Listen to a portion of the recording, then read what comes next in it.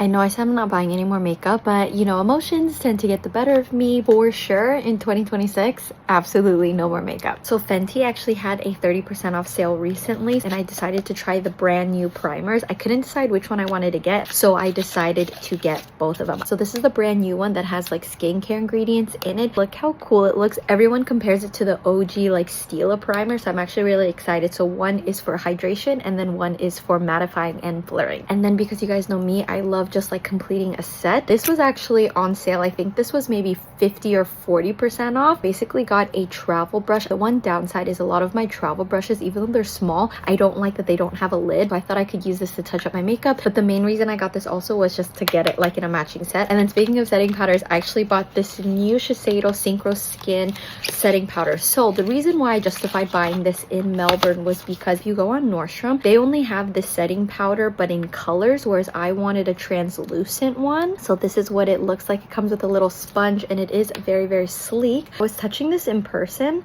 and it just felt so nice and blurring and just so smooth. I'm actually really excited to use this powder. The other thing I bought, this brush I've actually been resisting for, I think this brush came out maybe like 5-6 years ago. I remember when Patrick Ta was a celebrity makeup artist for Shiseido, but he was actually recommending this brush. I just finally decided to get it because I honestly thought they were discontinuing it because it was on sale. So basically you can use this for powder, but it's made for foundation. I always thought that this brush was actually rounded, but if you actually look close up, it's flat. So it's going to be really great for just like buffing in foundation. It's like stiff but loose enough at the same time, but then the major selling point is the little squishy bit at the back because it's supposed to act like a finger. So you basically pump foundation wherever you want and just dab it, and then you like put it on. And then the last two makeup items, finally ended up getting the YSL blushes. I have it in the shade 23 and 44. So 44 is the nude lavalier, that's the one with Dua Lipa in it, and then shade 23, and the formula just feels so nice. You can see the difference in the finish. And then lastly, of course, I got the Makeup by Mario Nature's palette. Everyone basically hates this because they compare it to the first one. I actually think that I could use this one more. The number one complaint that everyone is saying is that the shimmers aren't as shimmery. They're kind of lackluster. I feel like this is just perfect for everyday or even nighttime. I totally see myself hitting pan on this shade and this shade and then all three of these shades and just using these ones to death. And I just feel like this is like a great year-round palette. And then how could I forget? I also got the Dior Backstage blush, the new